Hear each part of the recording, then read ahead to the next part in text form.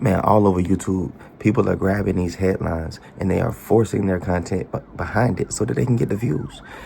But I promise you, if you'll just stick with me, I'll show you the correlation between the assassin that just gunned down a man in New York and got caught at McDonald's eating a Big Mac, and you and I.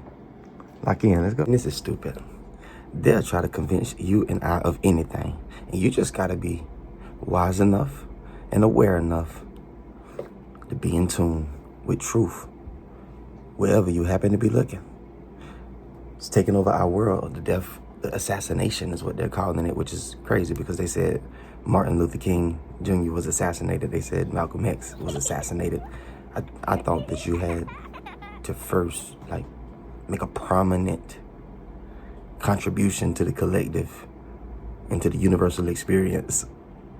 Not just make a bunch of money, not just make $10 million as a year. This guy was involved in some pretty serious scandals, and if you don't know who this is Brian Thompson. He was the CEO of United Healthcare, and he was just brutally murdered outside the Hilton Hotel in New York City in what looked like to be a targeted attack. First of all, he was under investigation by the Department of Justice for alleged insider trading. He sold about $15 million in stock before a federal antitrust investigation into the company. So basically, before bad news, he sold a bunch of shares that caused the stock to drop. This company also had a very controversial use of AI. The company relied on a tool called NH Predict, which had a shocking 90% error rate. This AI allegedly overruled doctors' decisions and denied essential care to elderly patients, forcing some out of rehab early and others to miss treatments altogether. Why would they do this? Well, basically a lawsuit claims it was all about saving money, betting most patients wouldn't fight against the denials. And if that wasn't enough, United Healthcare faced massive ransomware attack, exposing the private data of millions of Americans. They reportedly paid $22 million to resolve this issue. And be somebody who's an executive and important to a business functioning. I didn't know that counted for an assassination. If that's the case, then, I mean, it's been some drug dealers that was assassinated. If we're playing like that. But anyway, so the suspect has been taken into custody. And I was going to jump on here and talk about something totally different, but it was breaking news that Luigi Mangione is going to have a preliminary arraignment after he was taken into custody after a McDonald's employee reportedly called the police and say he was up there eating. So you mean to tell me this man traveled to New York, successfully pulled off one of the biggest hits in the last 10 years. And then on the backside of that, he kept all of his fake IDs in his pocket to prove that he was not just a functioning citizen to be left alone. He had his guns on him because he didn't think nobody was going to be looking for him after he had did something of such. And then he went to McDonald's because he was hungry and he wanted a Big Mac, extra sauce, fake fries, one of them strong Sprites. He wanted to hear that the ice cream machine was down. His life is on the line. This man is the number one man-hunted person in the country right now. You mean to tell me they found him at McDonald's? That's a matter of stupidity. That's dumb. But we had the footage and we watched the man meticulously move across the nation and go knock off somebody who had a security detail that just so happened to at that time not be with them. Come on, man. So at one point of this, you look like a contracted government killer, and a couple of days later, you look like a straight fool, a duck. So you somewhere with a handwritten letter talking about your motivations and your actions, spelling it out for us. Man, we've seen this before. I hope you've seen the interviews from the man that they said assassinated Martin Luther King Jr. I hope that you took time to listen to this man talk about how he was riding the opposite direction, listening to it on the radio, and he had a warrant out for his arrest. So when he heard it on the radio and seen all the police back at the hotel, he slid immediately. Not because he had killed Martin Luther King Jr., but because the man had a warrant and he was already on the run. I would have issued a finding that Ray didn't shoot King. Ray wasn't even in town, in the Memphis Police Department's homicide squad. I found had been for years telling the prosecutors, this isn't the man, you got the wrong guy. He wasn't even in Memphis. And it was not one man shot him from the flop house or the bushes under the flop house window. It was two people from the fire station dormitory, the cafeteria, which was directly across the street. They recruited him from the Marine Sniper School in Quantico, Virginia, which is right across the tarmac from the FBI Training Academy. We once thought that the shot came from the flop house window, but that's impossible because it wouldn't open up far enough for a rifle to be used, and it didn't come from the bushes. It seems to have come from elsewhere. So after I retired, I had resources, so I started putting them to use, and we got a lot of information that backed that up. And by the way, I'll say this, Jesse Jackson is not the culprit that was collaborating with trying to get King done in. It was somebody else. But when you get into the ins and outs, there's a lot more to the story than the press ever let out with the King assassination thing. They were not worried about him starting civil rights back up. That was dead. Civil rights was dead and gone by the mid-1960s. It had been replaced by militancy, and the FBI memorandum, actually, they were discussing whether he'd be more dangerous as a dead martyr or as a live somebody to galvanize the anti-war movement and revitalize labor. Those were the two things they were concerned about.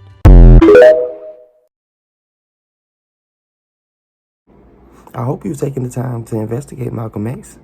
I hope you've taken the time to break the narrative that Spike Lee and Denzel, who I love Denzel, Spike, what's up? I respect you.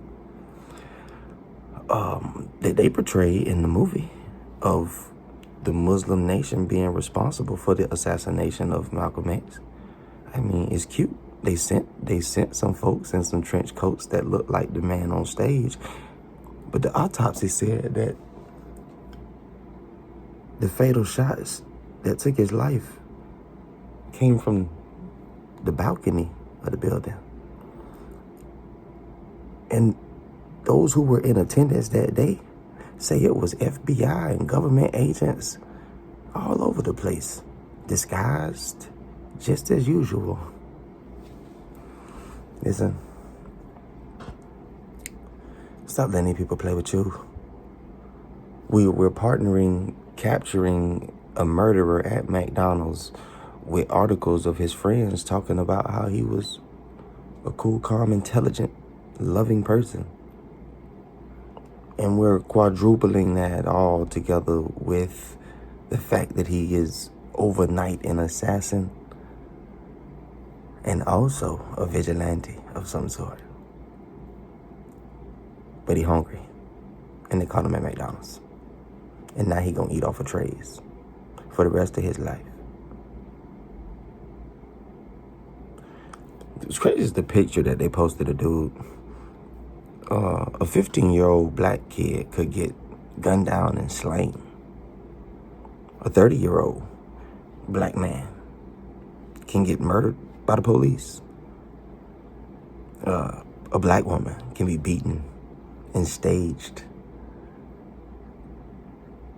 as alive after being pronounced dead by her attackers to cover it all up. And they'll find the most tough, gangster-looking picture in the world they can find of these people when they decide to tell you, the world, what happened. But look at this picture of him. He's smiling, he's happy. Following this story, it allowed for me to see that collectively we have been influenced by three I's, like the letter I. Indifference, indignance, and ignorance. When the CEO was slain in New York and it was broken on the internet, it became a joke for some. There was some who said that he deserved it and he had it coming, and they were glad it happened because healthcare sucks. And there were others who didn't know him, so they weren't moved. So, matter of fact, the fact that it was a story covered all over the nation that didn't even grab their attention or even make it across their palate because they are so conflicted from the inside out that they didn't even have time for it.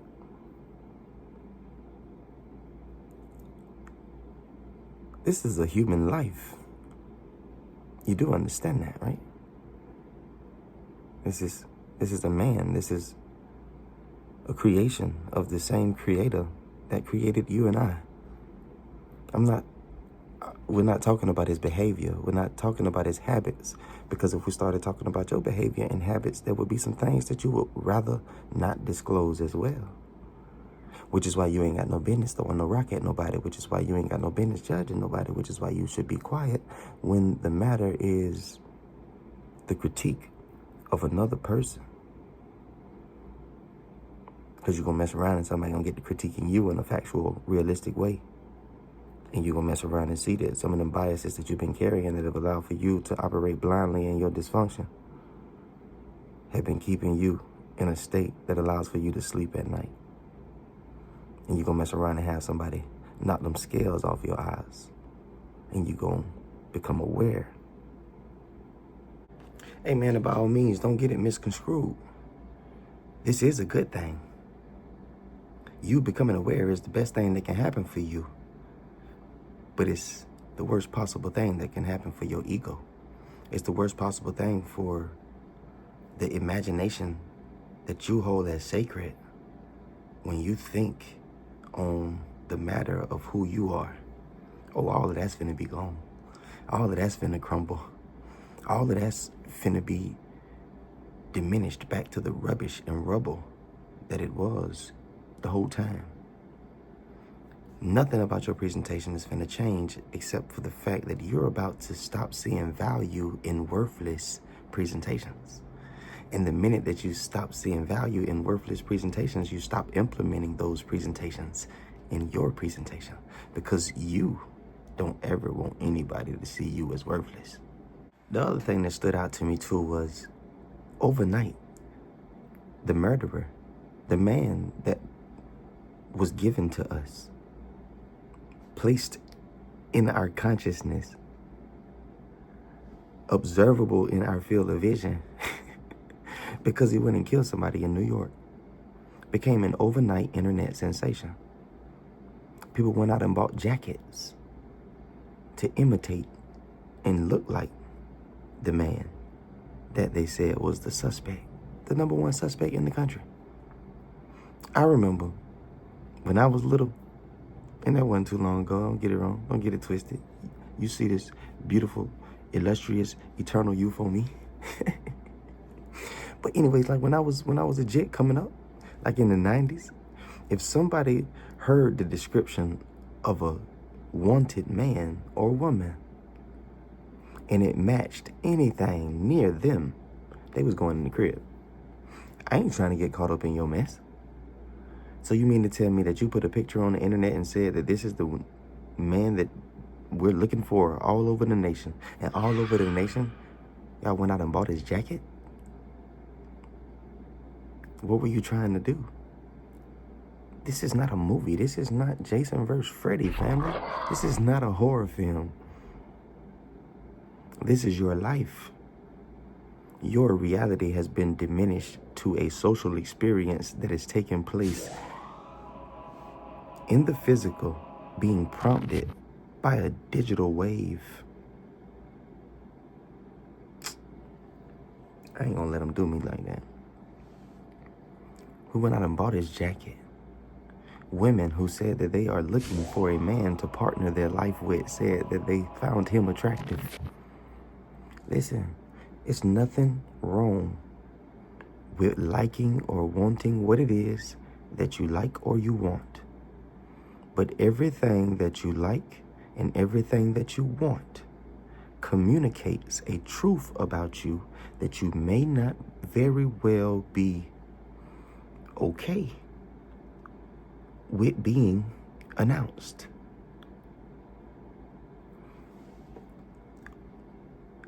I cannot have an appetite for multiple drugs, develop the habitual pattern of seeking those drugs out, using those drugs, and having chemical reactions to those drugs being in my system, and then turn around and tell the people who witnessed me do it that I don't want to be called a jug. I don't want to be called a junkie. I don't want to be called a drug addict. Don't you dare call me what you have witnessed me be. People be getting in fights. Somebody think, man, you being disrespectful. What you mean I'm being disrespectful? I mean I'm witnessing you be disrespectful. I'm witnessing you disregard respect for my existence in what you're saying and what you are doing. This is not an insult. It's an observation of your presentation. How you gonna get mad because somebody is observing you be a way that you say that you don't want to present yourself? That's when you take accountability. You take inventory of your presentation and you look and see if there's any facts in what they're saying. And if it is, you own up to it and you move on. Not in the same way.